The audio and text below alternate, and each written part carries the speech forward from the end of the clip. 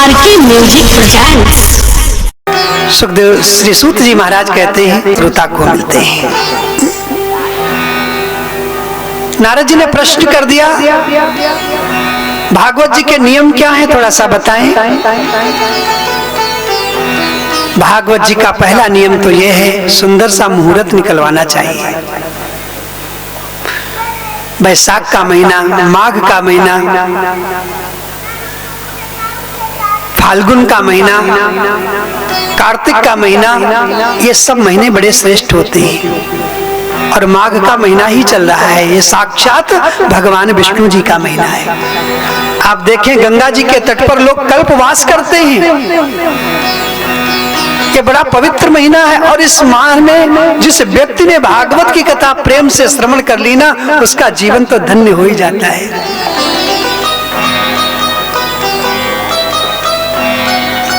उसको मुक्ति प्राप्त हो जाती है। मुक्ति का मतलब आत्मज्ञान होना। और क्या नियम है, सुंदर सी वेदी बनानी चाहिए, सर्वतोभद्र नाम की वेदी, चतुर्लिंग तो भद्र बनाना चाहिए, पंचांग पीठ बनानी चाहिए, षोडश कुल मातृका बनानी चाहिए, सप्तघृत मातृका बनानी चाहिए, 64 योगिनी बनानी चाहिए, सुंदर तुलसी माता की स्थापना करनी चाहिए। और भागवत की कथा में कम से कम 5 ब्राह्मणों का वर्ण करना चाहिए।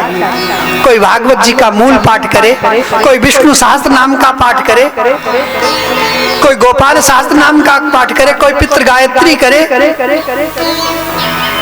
कोई भगवान श्री कृष्ण का बीज मंत्र का पाठ करे। कम से कम 5 ब्राह्मणों का वर्ण तो जरूर करना चाहिए। यहाँ तो भैया 8 ब्राह्मणों का वर्ण हुआ है। अष्टौ ब्राह्मणान सम्यग्राहयित्वा, 8 ब्राह्मणों का वर्ण हुआ यहाँ पर। हाँ। और कम से कम 4 या 5 संगीतकार भी होने चाहिए, क्योंकि भागवत जी के श्लोक बड़े मधुर हैं। भागवत जी में कीर्तन करना चाहिए बड़े प्रेम से, भाव से। भागवत का जो वक्ता होना चाहिए, विद्वान होना चाहिए। और भागवत में व्यास मंच पर बैठ करके पान सुपारी नहीं खानी चाहिए, ये भी नियम है। नारद जी ने कहा और कोई नियम है, तो सनत कुमार जी कहने लगे ये भी नियम है, 7 दिन व्रत करना चाहिए। हाँ। नारद जी ने कहा एक एकादशी आती है, माताएं बहनें तो कर ही लेती, भाई बंधु अगर कर भी लेते हैं ना, प्रातः काल दूसरे दिन उठते हैं, जल्दी नाश्ता तैयार कर देना। क्यों? मालूम नहीं कल एकादशी थी। और आजकल तो एकादशी भी बहुत बड़ा विचित्र होती है, पूछो ही नहीं। फोन आ जाएगा, महाराज टमाटर खा ले, हमने कहा खा लो, गाजर खा ले, हमने कहा खा लो, मिर्चा खा ले, खा लो। पता नहीं क्या क्या लोग खाते रहते हैं। तो एक एकादशी में ये दशा है, तो 7 दिन में व्रत करके कथा कौन सुनेगा? तो सनत कुमार जी कहने लगे एक काम करो ना, फिर 5 बार भोजन करो। हाँ, जैसे मन लगे वैसे कथा सुनो। हाँ, भागवत की कथा आलथी पालथी मार करके सुननी चाहिए, ये भी एक नियम है।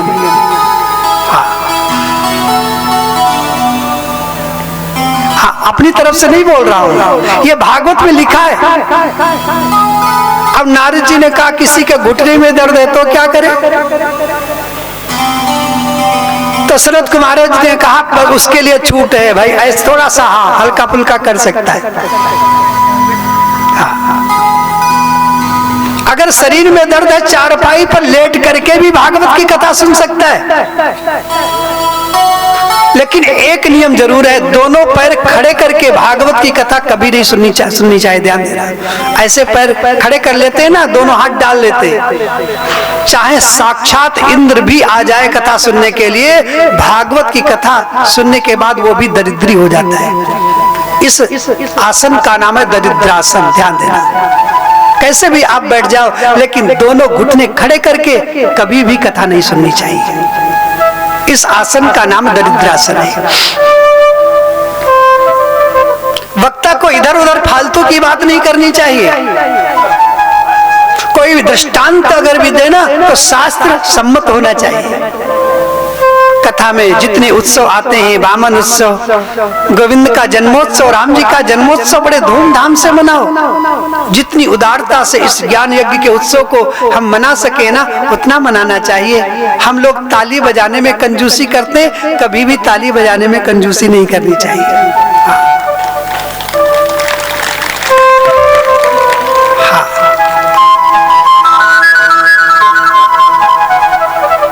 कितनी बार भी खाओ। हमारे पूज्य डोंगरे जी महाराज का नाम आपने सुना होगा।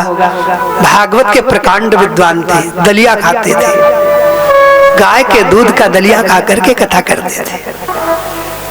हल्का होता है, जैसे स्वास्थ्य अच्छा रहे वैसा करना चाहिए। उत्साह से उत्साह खूब मनाना चाहिए। देखो, सवेरे जल्दी उठने का जरूर प्रयास करना चाहिए। आरती बड़ी श्रद्धा से गानी चाहिए। कीर्तन उन्मत्त होकर के करना चाहिए। ये भागवत के नियम है। यही तो कथा का सार है, यही तो भैया ज्ञान यज्ञ है। सनत कुमार जी ऐसा कह रहे थे, साक्षात भक्ति माता वहां पर प्रकट हो गई। ज्ञान वैराग्य का बुढ़ापा दूर हो गया। सनत कुमार जी कहते हैं, भक्ति देवी तुम आ गई? हाँ मैं आ गई।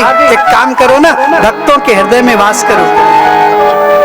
भक्ति माता भक्तों के हृदय में प्रवेश कर जाती हैं कि प्रहलाद स्थालधारी तरल गति तया चोद्वह कांस धारी वीणाधारी सुरर्षि स्वर कुसरतया का राग करता जुनोद इंद्रोवादी मृदंगम जय जय सुकरा कीर्तने ते कुमारा यत्राग्रे भाव वक्ता सरसर चनया व्यास पुत्रो बभूव।